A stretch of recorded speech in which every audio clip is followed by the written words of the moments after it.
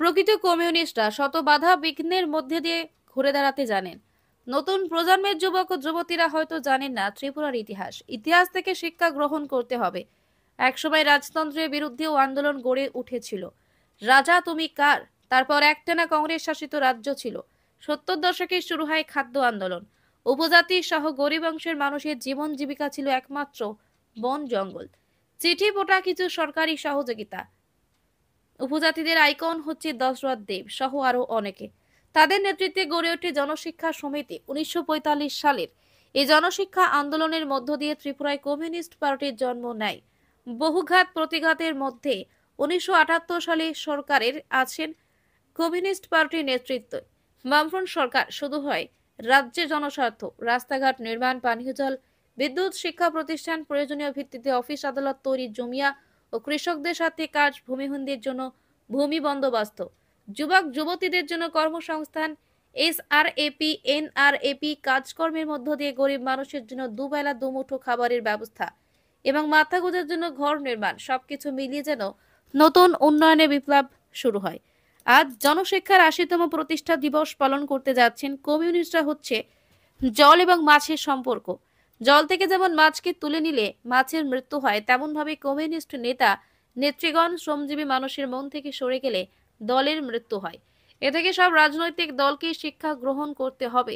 বলছিলাম 2018 সালের সরকার পতনের পর এই প্রথম প্রাণ খুলে নির্বিঘ্নে মিছিলে স্লোগান উচ্চারিত করে পথসভায় মিলিত হন উপজাতি যুব ফেডারেশন এবং গণমুক্তি পরিষদের নেতা কর্মীগণ। বলছিলাম অমরপুরের উপনগরীর নতুন বাজারের কথা। অমরপুর করবক এলাকার মধ্যে নতুন বাজার হচ্ছে রাজনৈতিক আন্দোলনের চেতনার পীঠস্থান। এই মিছিল, চেতনা, স্লোগান এবং পথসভা থেকে জানান দিয়েছেন নতুন বাজার কমে মাটি গণ আন্দোলনের ক্ষেত্রে আবারও ফিরে পেতে চলেছেন প্রকৃত কমিউনিস্ট বিপ্লবীরা। শত বাধা বিঘ্নের মধ্যে দাঁড়িয়ে পুনরায় ঘুরে দাঁড়াতে জানেন। এখন দেখা যাক এই আন্দোলনের পরে গণ আন্দোলনের নেতৃত্বগণ আগামী দিনে কিভাবে সময় উপযোগী শ্রমজীবী মানুষদের সাথে নিয়ে ঐক্যবদ্ধ আন্দোলন গড়ে তোলেন, মানুষের মুক্তির জন্য কতটুকু তীব্র থেকে তীব্রতর করতে পারেন। বহুমুখী সমস্যার মধ্যে দাঁড়িয়ে একটা দেখার বিষয় এটাই। Bureau report, Gomati GS news. প্রতিবেদনটি ভালো লাগলে লাইক, কমেন্ট, শেয়ার করে প্রতিটি মানুষের কাছে পৌঁছে দেওয়ার জন্য আন্তরিক অনুরোধ রইল। গণমুক্তি পরিষদ না খতম খাইনানি বাংলে বিভিন্ন কায়দায় খায় সংস্থা আচার গণমুক্তি পরিষদ না হাজার হাজার বুথার পাইও তবে ওখানে ছিল তালিকাও তঙ্গ উগ্রপন্থী আচার রক্ষা গণমুক্তি পরিষদ না খতম খাইনানি বাংলে উগ্রপন্থী সিমিয়া তাকুর ভলাই লাইনে আচার খাও এই গণমুক্তি পরিষদ না দুর্বল খাইনানি বাংলে।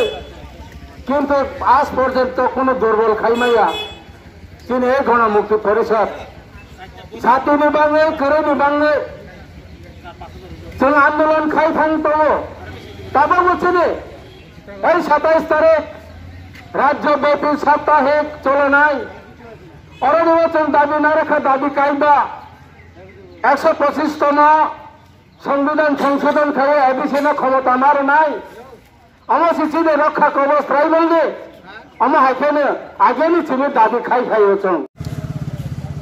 80তম জনশিক্ষা দিবসকে কেন্দ্র করে যে কর্মসূচি গোটা অমরপুর মহকুমারের মধ্যে তারই অঙ্গ হিসাবে আজকে নতুন বাজার মধ্য দিয়ে আগামী দিনে কি কি কর্মসূচি আপনারা হাতে নিয়েছেন কাইন্ডলি?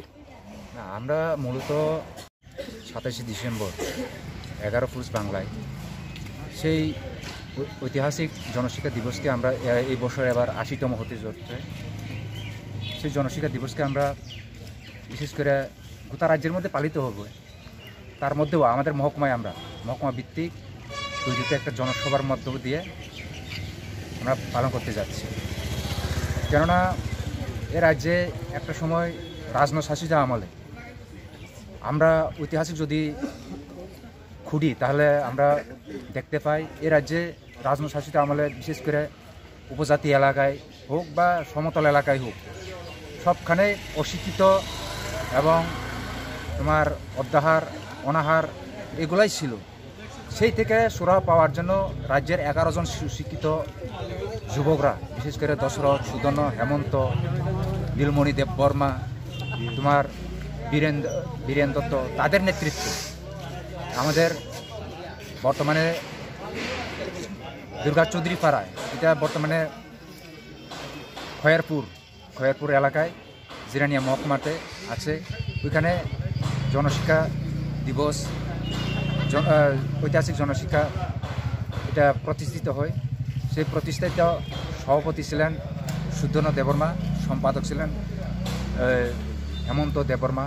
তাদের নেতৃত্বে এই ঐতিহাসিক দিনটা পালিত হয় এবং আমরা